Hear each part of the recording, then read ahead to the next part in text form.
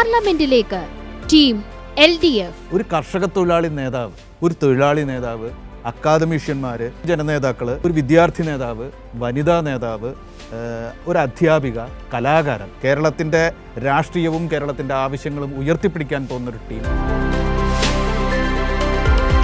പൂർണ്ണമാത്ത് പറഞ്ഞത് ഒട്ടും കുറയാത്ത മതനിരപേക്ഷതയാണ് ഇടതുപക്ഷത്തിൻ്റെ ഗ്യാരണ്ടി എന്ന് പറഞ്ഞത്. ടീം LDF എന്ന് പറയുന്നത് വളരെ സുശക്തമാണ്, ജനകീയമാണ്, പരിചയസമ്പത്തുള്ളവരാണ്, യുവത്വത്തിൻ്റെ ഊർജ്ജമുള്ളവരാണ്. ഈ ആളുകളൊക്കെ ചെന്ന് നിൽക്കുന്നത് ഈ കഴിഞ്ഞ 5 വർഷം എന്തു ചെയ്തു എന്ന ചോദ്യം നേരിടുന്ന UDFന്റെ MP-മാരുടെ മുൻപിലേക്കാണ്. കേരളത്തിന് കിട്ടേണ്ടത് കൃത്യമായി ചോദിച്ചു മേടിക്കാൻ കപ്പാസിറ്റി ഉള്ള ഈ ഒരു 20 പേരുടെ ലിസ്റ്റാണ് ഇപ്പോൾ. കാണാം വി ദ പീപ്പിൾ ഇന്ന് രാത്രി 10 മണിക്ക് കൈരളി ന്യൂസിൽ.